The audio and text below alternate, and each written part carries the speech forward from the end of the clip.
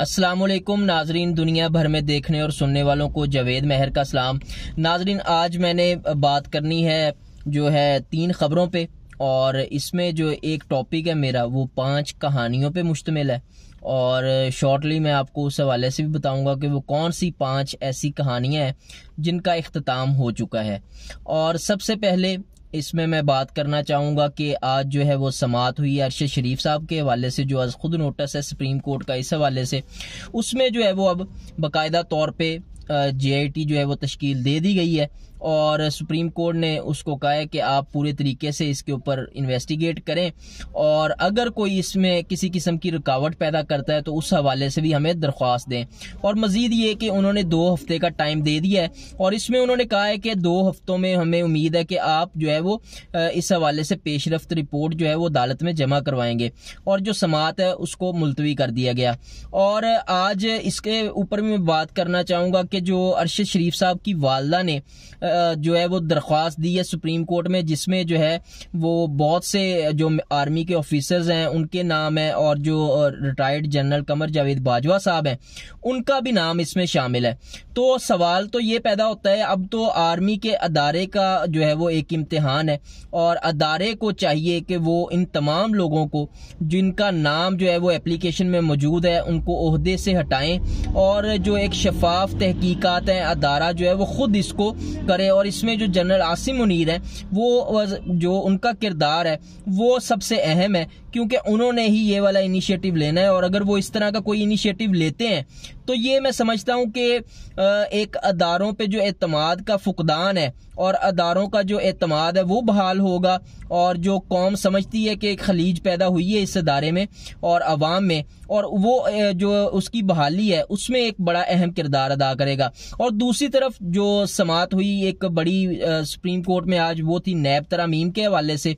इसमें जो है वैसे एक बात मैं आपको बताऊं, ये जितना टेक्निकल तरीके से NRO 2 मिला है इसकी मिसाल पाकिस्तान की हिस्ट्री में नहीं मिलती। जिस तरह से कानूनी तरीके से, और जिन्होंने NRO लेना था उन्हीं को गवर्नमेंट पे बिठा दिया गया, उन्हीं को मुसल्लत कर दिया गया कि आप जाएं जाके NRO लें, और आप बिल्कुल जवाबदेह नहीं है। और नैब जो है वो जिस भी अदालत में पेश होता है जाके जो जज साहब हैं वो पूछते हैं उनसे कि आप बताएं कि आपको इतराज है, तो वो कहता है हमें कोई इतराज ही नहीं है। ये कैसा प्रोसिक्यूशन है जो एक मुल्जम को, एक मुजरम को ये बताने की बजाय कि हमें इससे ये चीजें रिक्वायर्ड हैं, हमने ये इन्वेस्टिगेट करना है इससे, और इस पे ये इल्जामात है, वो जाके कहता है कि जनाब हमें तो कोई मसला ही नहीं है, आप बिल्कुल इनको जमानत दे दें, आप बिल्कुल मुकदमा खत्म कर दें। और जिस तरह से आपने माजी में देखा कि जितने ज्यादा मुकदमात हैं वो अदालतों ने वापस किए हैं, और उसकी वजह यही थी जो नैब में तरमीम इन्होंने की है कानून में, वो उसमें जो है इन्होंने बताया कि जी 50 करोड़ से जो नीचे की करप्शन है उस पर नैब जो है वो कोई कार्रवाई नहीं कर सकता। तो बहुत से ऐसे केसेस जो कि नैब के दायरे अख्तियार से निकल गए हैं, और अदालतों ने जो है वो मुमकिन तौर पर उनको जो है वो वापस कर दिया है, और ये अदालतों ने कहा कि ये हमारे दायरे अख्तियार में नहीं आते, तो इसलिए उनको वापस भेज दिया गया है। लेकिन सबसे बड़ी हैरानगी की बात यह है कि अल्टरनेटिव फोरम पे अभी तक किसी जो है वो केस को नहीं भेजा गया जो अदालतों की तरफ से वापस हुए हैं, तो ये एक सवालिया निशान है। और इस हवाले से अब बाकायदा तौर पे सुप्रीम कोर्ट ऑफ पाकिस्तान ने जो है वो नैब से पूछ लिया है कि जो नैब तरमीम है उस पे आपको कोई एतराज है।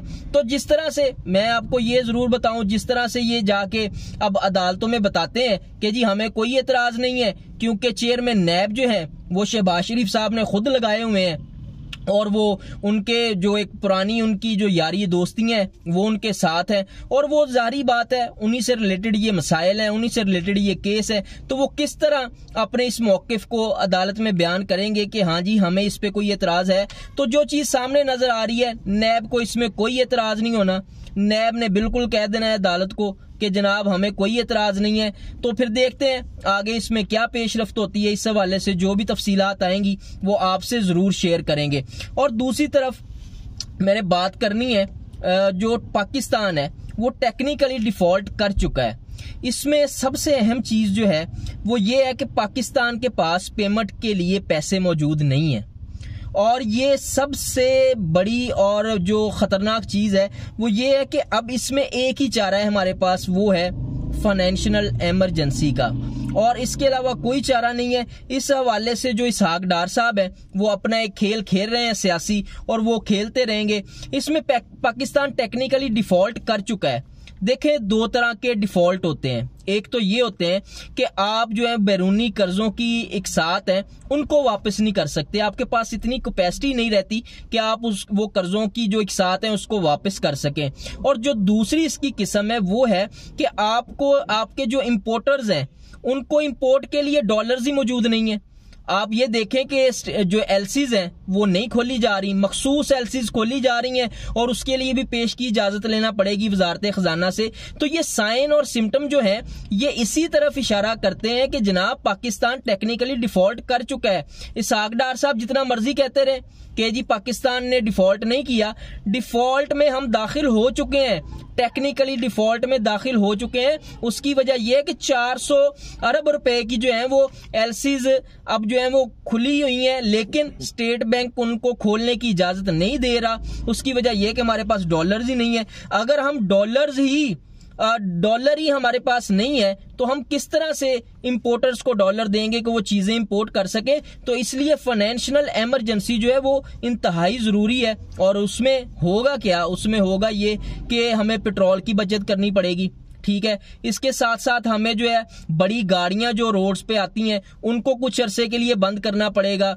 जो शाम के औकातकार हैं कारोबार के उनको तब्दील करना पड़ेगा, उनको 5-6 बजे तक महदूद करना पड़ेगा ताकि हमारी बचत हो सके। और बचत तो क्योंकि एनर्जी पे और पेट्रोल को इंपोर्ट करने पे हम बहुत ज्यादा पैसा हमारा खर्च होता है। तो अगर हम इन चीजों पे काबू पाना चाहते हैं, जो हम डिफॉल्ट में टेक्निकली दाखिल हो चुके हैं, अगर इसको हम रोकना चाहते हैं तो इसके लिए जो सबसे अहम चीज है वो यही है कि फौरी तौर पे इमरजेंसी का निफाज जो है वो हो। और इस हवाले से देखते हैं अब जो खजाना के वजीर हैं इसहाक डार साहब, उनकी बड़कें ठुस हो चुकी हैं। और इस हवाले से मैंने आगे आपको कहानी भी बतानी है, जो मैंने तज़किरा किया था 5 कहानियों का, तो उसमें बात करते हैं। और शुरू करते हैं अब इससे कि वो कौन सी ऐसी 5 कहानियां हैं जिनका इख्तिताम हो चुका है। सबसे पहली जो कहानी है वो मैंने आपको बतानी है वो है शहबाज शरीफ। बेहतरीन एडमिनिस्ट्रेटिव, बड़के सुने, दावे सुने कि शहबाज शरीफ जैसा एडमिनिस्ट्रेटर तो पूरे पाकिस्तान में कोई नहीं है। मां ने एक ही बच्चा पैदा किया और वो शहबाज शरीफ है, जिससे बेहतर पाकिस्तान में कोई एडमिनिस्ट्रेटिव नहीं है। आपकी कहां है एडमिनिस्ट्रेशन? आप ये बताएं कौन से ऐसे मसाइल हैं जो कि पाकिस्तान के अभी तक हल हुए हैं, आप बता दें। कोई आपका कंट्रोल नहीं है, गवर्नेंस आपकी ठीक नहीं है, मसाइल वहीं पे खड़े हैं। सियासी जो अदम इस्तेहकाम है उसको खत्म करने की तरफ आप नहीं जा रहे। मुआशी जो बहरान है वो बढ़ता जा रहा है। और आप जो दावे करते थे कि हमने पाकिस्तान को डिफॉल्ट से बचा लिया है, उसमें भी आपकी जो एडमिनिस्ट्रेशन है वो कहां पे खड़ी है? कहीं पे नहीं खड़ी। आप बिल्कुल, ये एक जो कहानी थी ना बनी हुई पाकिस्तान में कि जी शहबाज शरीफ कोई बहुत बड़ा जादूगर है और कोई अरस्तू है जिसको ये चीजों का मसाइल हल करना, इसके लिए तो कोई मसला ही नहीं है। तो ये थी कहानी नंबर 1 जो कि अपने इख्तिताम की तरफ बढ़ चुकी है। और दूसरी कहानी जो है वो है इसहाक डार। मईशत चला सकते हैं जी बड़ी बेहतरीन तरीके से। आप इन्हीं 8 महीनों का जायजा ले लें। वैसे तो इसहाक डार जब भी आया इसने मईशत का बेड़ा ही गर्क किया है, इससे मईशत कभी भी ठीक नहीं की, हमेशा तबाह करके चला गया है। और अब आप देखें यही 8 महीनों का आप सिनेरियो देख लें कि मिफ्ता इस्माइल था, उस वक्त कहते थे कि जी डार साहब आएंगे तो डार साहब पता नहीं कौन सा ऐसा जादू करेंगे जिससे मईशत ठीक हो जाएगी। लेकिन अब जो डार साहब हैं वो अपने दावों से ही पीछे हट गए हैं। उसकी वजह यह है कि डार साहब को भी नजर आना शुरू हो गया है कि मसाइल जितने संगीन है इसको हल करना वैसे ही इनके बस में नहीं है। क्योंकि इसहाक डार तो मईशतदान है ही नहीं, ये तो बेसिकली एक अकाउंटेंट है, तो अकाउंटेंट तो मईशत को नहीं चला सकता। इसलिए अब जो इसहाक डार की बड़कें हैं वो भी ठुस हो चुकी हैं। और इस हवाले से अब आपके सामने है कि पाकिस्तान किस तरह से जो क्राइसिस है उसमें गिरता हुआ चला जा रहा है। और तीसरी जो कहानी थी वो थी नवाज शरीफ से रिलेटेड कि बहुत बड़ा लीडर है। ये कौन सा लीडर है कि जब मुश्किल वक्त आता है मुल्क से भाग जाता है, जब अदारे इससे पूछते हैं, कोई बात पूछते हैं, मुल्क से भाग जाता है।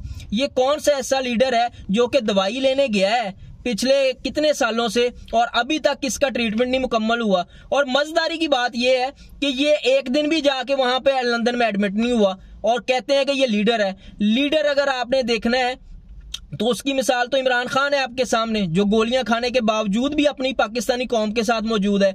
तो ये कौन सा लीडर है जो कि यूरोपियन ममालिक की सैर कर रहा है और पाकिस्तान जो है वो तबाही के दहाने पे खड़ा है, मुईशत के बुरे हालात हैं। तो ये कौन सा ऐसा लीडर है कि जिसको पाकिस्तानी कौम को जिसकी जरूरत है और मुश्किल वक्त में पाकिस्तानी कौम को जिसकी जरूरत है वो भागा हुआ है और वो लंदन में बैठा हुआ है, सैरें कर रहा है और डिनर कर रहा है और ये बता रहे हैं कि जी वो बीमार है। तो ये लीडर नहीं, बेसिकली ये गीदड़ है।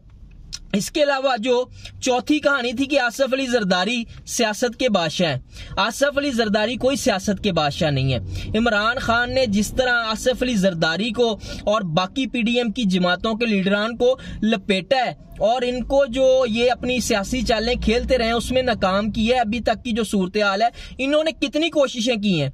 आसिफ अली जरदारी कौन सा सियासत का बादशाह है कि जब उसको जरूरत पड़ी है तो वो सिर्फ और सिर्फ इमरान खान को गिराने के लिए लोगों के पांव पड़ रहा है, लोगों के पांव में गिर रहा है और कभी किसी को कह रहा है कि मुझे सपोर्ट करें, कभी किसी को कह रहा है हमें सपोर्ट करें। तो ये कोई सियासत के बादशाह का काम नहीं है।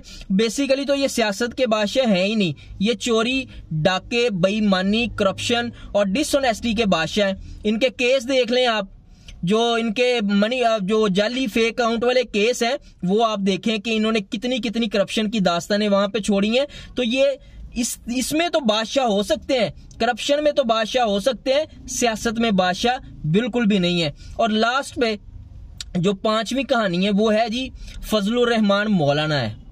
ये आप देखें, इस बंदे ने जिस तरह दीन को सियासत के लिए इस्तेमाल किया है, ये पाकिस्तान की तारीख में सबसे शर्मनाक चीज है। इतना घटिया बंदा, इतना मैं समझता हूं बुज़दिल आदमी कि अपने मफादात के लिए इससे कोई फतवा दिलवा ले और ये नाम यूज करता है मौलाना। और मैं समझता हूं जिस तरह की इसने पिछले दिनों में खवातीन के खिलाफ नाजेबा अल्फाज का इस्तेमाल किया है और जिस तरह से इन्होंने खवातीन का जो एहतराम है उसको खत्म करने की शुरू की है, मौलाना इस बंदे के साथ लगाना मैं समझता हूं वैसे ही मौलाना के अल्फाज की तौहीन है। जो मौलाना लफ्ज है उसकी तौहीन है कि एक बंदे को आप मौलाना कहें लेकिन उसका किरदार जो है वो बिल्कुल मौलाना जैसा ना हो। इससे बेहतर तो दीन जो है और दीन का एहतराम करने वाला और खवातीन का एहतराम करने वाला तो एक आम पाकिस्तानी शहरी है। ये मौलाना किधर से हो गया?